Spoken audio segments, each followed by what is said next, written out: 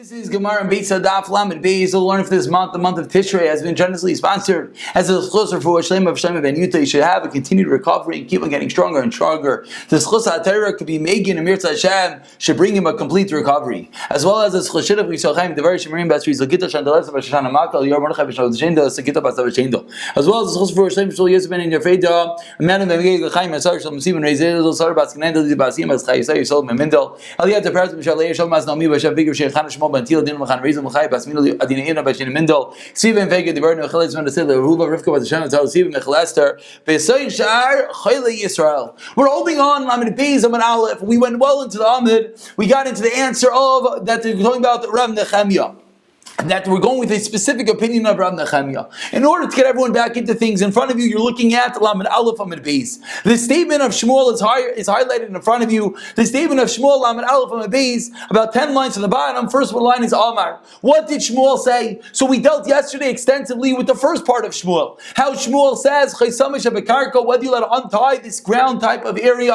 who is he going like? And we found the Beitzah finally that said like Shmuel, there's no difference of Shabbos and Yantif, that you could untie, but you cannot unravel nor cut. But when we got into the second part of Shmuel, the part about Kalim, we ran into an issue. So let's review what was the din of Shmuel by Kalim. As you see in front of you, Shmuel said, Shebe Kalim, Matir, Mafkia, V'choitich. Do whatever you want on Kalim. Like the example we gave was the cake box. A cake box tied up with a ribbon, you could cut it, you can untie it, you can unravel it. Do what you want. When? Echad Shabbos or Echad Yantif. So we turn back to where we're up to over here on Lamed Beis Amid Aleph. We answered that who's Shmuel going like Rav Nechemiah? Because the problem was that the Seifa was not the same thing as Shmuel. So we answered that when Shmuel said that you could cut the cake box string as much as you want, that's Shmuel's opinion. The Beitzah over here in front of you, that the Beitzah said that when it came to Kalim, it differentiated that Shabbos you're only allowed to untie it. 4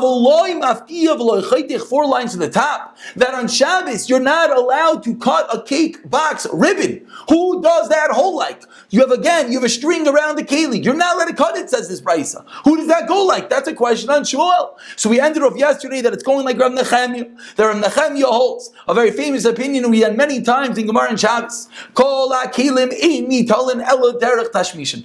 You're only allowed to take an item for its primary use. So how are you going to cut that string on the box? You can use a knife. But what's the primary usage of a knife? Not to cut a string, to cut your steak. And therefore, says Rav Nechemiah, a massive chiddush on Shabbos, you're only allowed to unravel the string. You can't cut it. You can't unravel it. You can only untie it. You can't unravel. Why not? Because how are you going to pick up the knife? A knife is only allowed to be picked up for its primary usage. Continues the Gemara, 7 lines from the top. Rav Nechemiah, if we're going with the opinion of Rav Nechemiah, my area Shabbos, afilu yantav nami. Why is it a din on Shabbos? Rav Nechemiah's din is unanimous, both in Shabbos and on Yantif, there's no difference. Maybe you're going to answer me. No.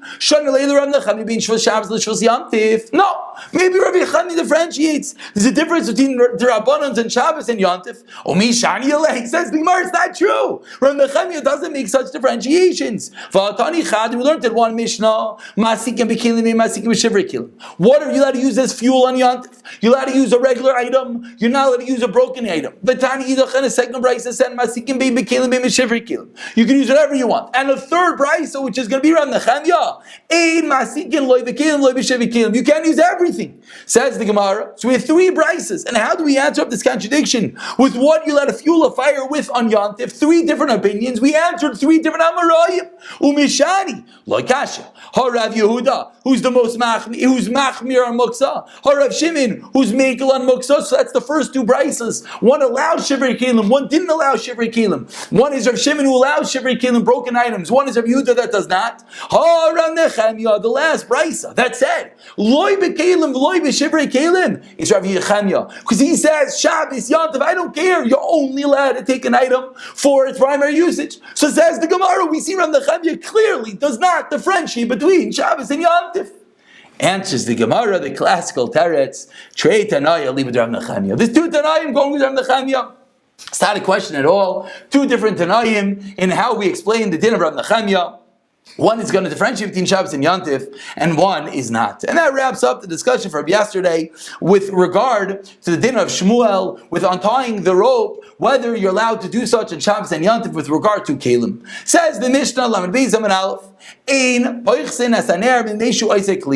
not allowed to hollow out a lamp. You have a piece of earthenware, you want to stick your hand in it, make a little bit of an indentation to put some oil in, to put a wick in. You're not allowed to do that on Yontif because you create a kli. Similarly, says the Mishnah, you're not allowed to make a charcoal in Yontif. And number 3, you're not allowed to cut a wick. So 3 dinim going into fires on Yontif. You can't create the candle, you can't create a charcoal, and you're not allowed to cut a wick. Rav Yehuda you're allowed to cut a wick with fire. Okay, exactly what's the discussion, of course, the Gemara is going to elaborate on right now. Says the Gemara, Man Tana de B'sichas Ner Manuhu. Who is the Tana that holds that the hollowing out of a candle, taking a piece of earthenware and making an indentation in it, taking a piece of wax and making an indentation in it, even though it's not complete yet? Because what do you do with this earthenware after you make the indentation? You throw it in the kiln, you harden it, you make it a real keli, a real candle. You didn't do that yet. So who is the opinion that holds that the mere hollowing, the mere making this bucket, this indentation for the oil, already it has the status of a kli, and therefore you're not allowed to do that on Yontif? Who is this opinion? Says the Gemara, Rav Yosef Rameir. This is the opinion of Rameir. Where do we see Rameir? The Tanya we learned in a Bryce. Kli chares meimazay mekabel tama. When is a kli chares an earthenware keli mekabel tama? Mishenigara lachtay div Rameir. When it completes its work, when it's a full item, says Rameir. Rav Yeshua Aimer, no. When you throw it in the kiln. So what do we see? Rav Yeshua holds you got to throw it in the kiln. What does Rameir hold? Even before you throw it in, when it's merely as the receptacle, at that point, it's called being makabel tama as a shame kli. Similarly, that's going to be called creating a kli. That's the opinion of our Mishnah, the opinion of Rameir, that you can't even make this hollowed out area on Yontif. What's your raya? You're bringing me a raya from a Beitzah that discussed Mekabel Tama. That with regard to being Mekabel Tama, Rameir says it's susceptible to contract Tama when you hollow it out. But how do you know that's the same thing as making it forbidden to be created on Yontif? Dilma, perhaps, Rameir awesome. What are the dinim of Tama v'tayr to be Mekabel, to be susceptible to Tama? We all know that it has to do with if it could hold something. Once it's Mekabel, once it's hold something, it's susceptible to be Mekabel Tama. That's why Rameir says it's Mekabel Tama. But in our Mishnah, what are we referring to? We're referring to whether it's called a kli that it's usher to be created. Lamay chazi. What usage does it have? Meaning, over there, you're creating a real item. Over here, you're taking a little piece of pottery. You're sticking your hand in. You have this little area to throw some oil in it. What's that roi for? What's that fit for? Maybe even Rameir would agree that it's not forbidden. Answers the Gemara, nothing doing. The Kabule Beipshita does have a usage. It could be used to hold a coin. You have a little coin holder. So even Rameir would hold that that's called something that's Mekabel Tama, and that is something that's going to be forbidden to be created on Yontif. It's going to have a din of tikkun mana, fixing and creating an item on Yontif which is forbidden. So the first way of learning, Rav Yosef explained that the Tan of our Mishnah is Rameir. Says the Gemara, Ika Diamri, another lashon how to learn the Gemara. Amar Rav Yosef. Now Rav Yosef is coming long before he said the opinion of the Mishnah is Rameir. Now in this lashon, what does Rav Yosef say? Rav Lazar Rav Sadiki. The Mishnah is Lazar Rav Sadik. The Tanah we learned to the Mishnah Alfis in Charnayos.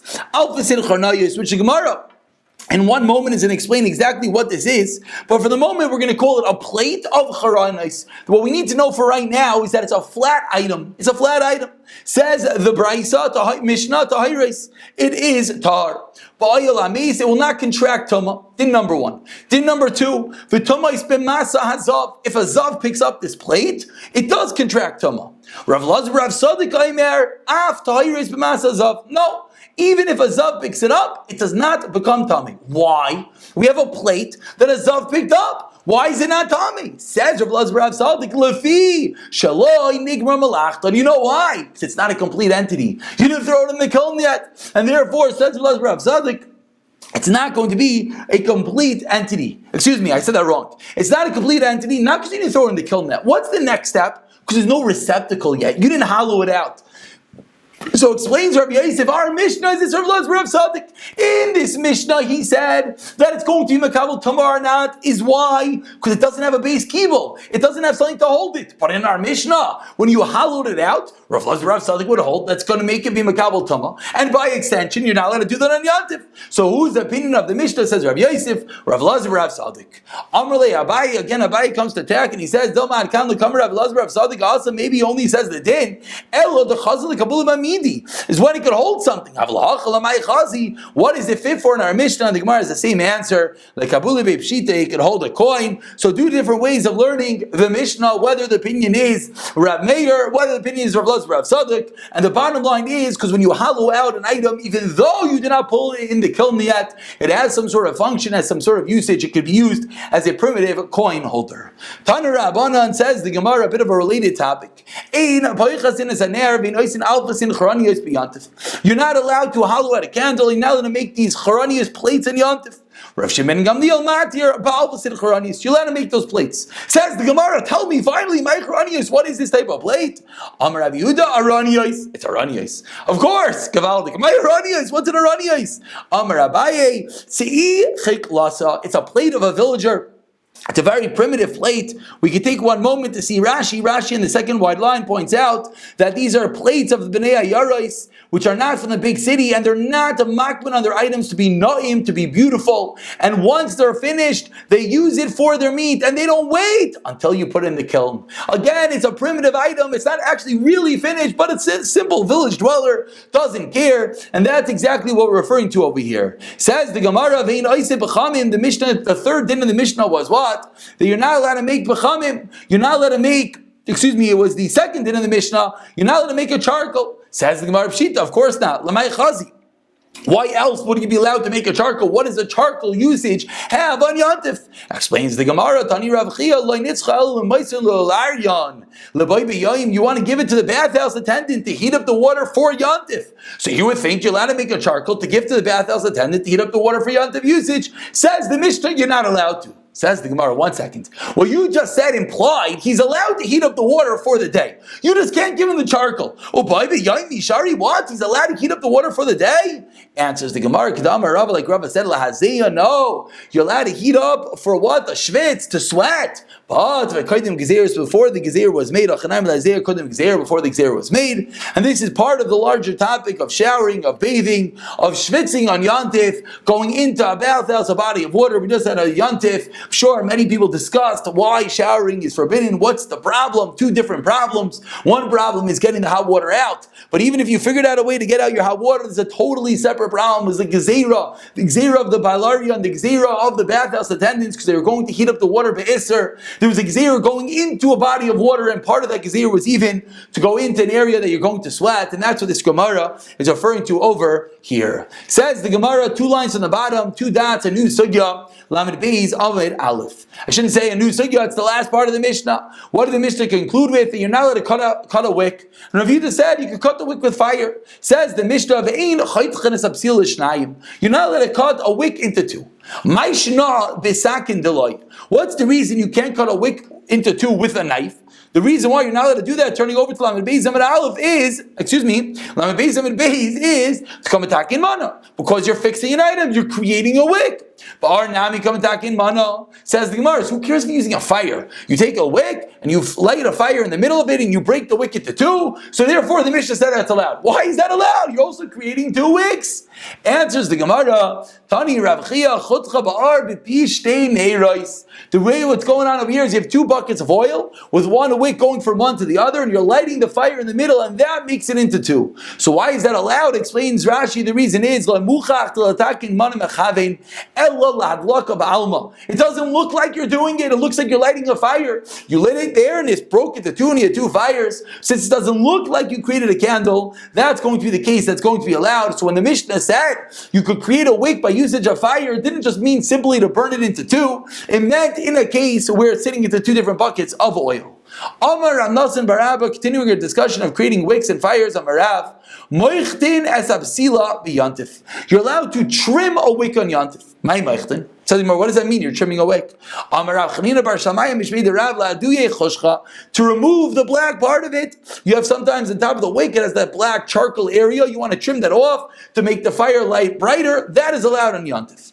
Tani bar kapara, once we're on the topic of different fires and wicks, 6 things, 6 items about a wick, says bar kapara, shalish lahachmer v'gimel lahakel, 3 machmer, 3 mekel.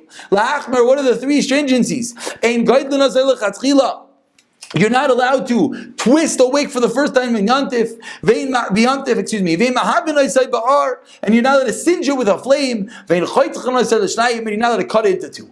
Can't cut it, can't singe it, and you can't twist the wick for the first time in Yantif. Lahakel, 3 types of things that are mikal on wicks.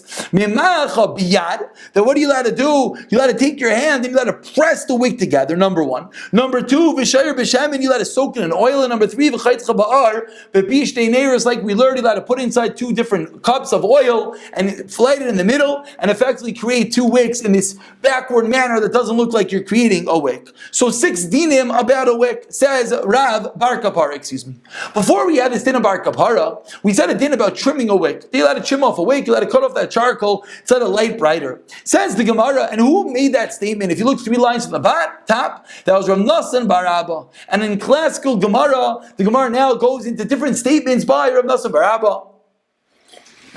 Some completely irrelevant to our topic. Says the Gemara, and that Vav obviously tells us it's another statement. The elderly, the wealthy, of Bavel are going to go to Gehenim.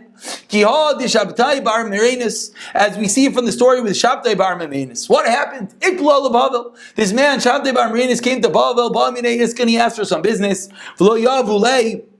And they would not to give him any merchandise. Next, Mizaini asked for some food. They didn't want to give him anything to eat. Amar, these people, they don't want to give me business, they don't want to give me food. They must not be real Yidden. They're from the Erev Rav. How do I know? It says in the Torah, call a very, very famous statement.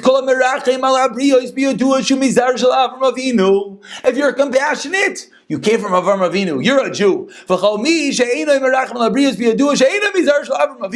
You're not a Yid. A Jew by nature, in essence, is one who is compassionate. And these wealthy people of Bavel wouldn't give him merchandise, wouldn't give him money. Says the Gemara, says from Nassim Barabba, we see they must have not been real Yidin. Another statement on Merav.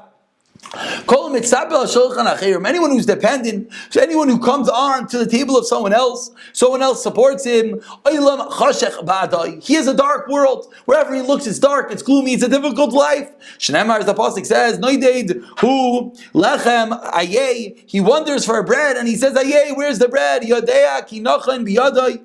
Yoda, he knows kinochan biyadai yim chayshech, that the day is going to be dark. When you're wandering, asking other people for money, everything is dark and gloomy.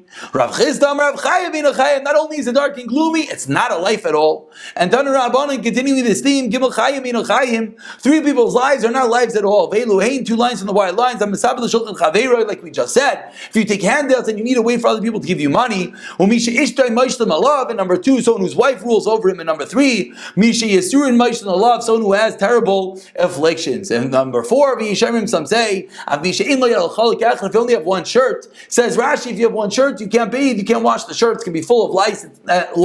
It's not a life. You're festering with lice. What are the Tanakama? Now list this 4th case. Tanakama held. You always can look through your clothing and kill the lice even when it's on you. So he didn't list that as those who chayim, their lives are not lives. And again, we got into these 2 random topics because they were said by Rav Nassim Barabba. And now we continue on Lamed Beis and Beis, a new Mishnah, 2 lines into the wide lines. Continuing dinim of Yantif. You're not allowed to break a shard, you're not allowed to cut a piece of paper in order to what? To roast a salted fish on it. They wouldn't roast it directly in the fire. They would put a shard, they put a piece of paper on it. You're not allowed to cut the paper, cut the shard for the purpose of roasting the fish. Din number 1. Din number 2, Vein Garfin, Tanur, Vikirayim, not allowed to shovel out the oven or the double oven on Yantif. Avol, Mechavshin, what are you allowed to? Yes, do you let it press down this excessive dirt and ash in your oven? You can't shovel it out, you could press it down. You can't take 2 barrels in order to put a pot on top of it. Of course, making a primitive oven, you have 2 barrels, you put a fire in between, you put the pot on top. That is not allowed. Din number 3. Din number 4 of the Mishnah, you can't take a piece of wood chip and put it underneath a barrel to make the barrel straight on Yantif. And number 5, similarly by a door. And number 6, you can't lead an animal with a stick. B'Yantif. here. So 6 different dinim about breaking and cutting paper in order to cook fish, about shoveling out an oven, you're allowed to pat down the oven, you're not allowed to stand up 2 barrels to make a makeshift oven, and you're not allowed to stand the barrel straight, nor a door, and you can't lead an animal with a stick. Of course, all these items are almost second degrees away from the actual cooking process. It's the fixing of the oven, it's the making the paper and the shard in order to roast the fish. Let's see the Gemara exactly what's going on over here and why it's forbidden in the first part of the Mishnah to break the shard and to cut the paper. My time, why is it forbidden? Says the Gemara, Misham the kametakin mana. You know why? Because you're creating an item. What you're doing is you're taking a piece of shard, you're taking a piece of paper, and you're making it have a usage. So at some level, that's creating an item, and that is forbidden on Yantif. Vein Garvin Danavi Kirayim, and we go into the next case of the Mishnah. It said you can't shovel out the oven, you can't shovel out the double oven. Tani Rav Chia Bar Yosef Kameder Ram Nachman, V'imi Evshel Ha'avois Elim Kin Garvai Mutter. You're only not allowed to do this if it's not necessary. If it's not necessary, then you're not allowed to do it, then it's too removed from the cooking process. But if you can't bake unless you shovel out the ash, if there's so much ash and dirt in your oven, you could only bake by getting rid of it, then it says Rav Yosef Kamei Ram Nachman, Rav Chia Bar Yosef Kamei Ram Nachman, it's going to be allowed. Now the Gemara brings 2 stories where we see this. The Bisu de Rav Chia, the wife of Rav Chia, Nafli Aricha B'Tanura, a brick fell in the oven, B'yam Atava, on Yantif, and Amar La Rav Chia said to her, Chazi Dana Rifta Mali Sabina, you see that I need good bread. This is Rav Chia's way of telling her, you're allowed to shovel out the oven. Exactly how it means that, we'll leave it for now. And Amar Rav L'Shamei, Rava told his servant, Tabali Bar Avza, roast for me a goat, V'izdayer Mecharucha, and be careful about burning it another way that they would go. He would tell them you have to shovel out the oven in order that it wouldn't burn, in order to cook the goose in the appropriate manner for Yantif. Amar le Ravina Ravashi, and we're going to conclude with this one last thing about an oven on Yantif. Amar lan Ravacham Ehutzel Ravacham Mutzel said the Mar Sharkun le Tanura Biyamatava.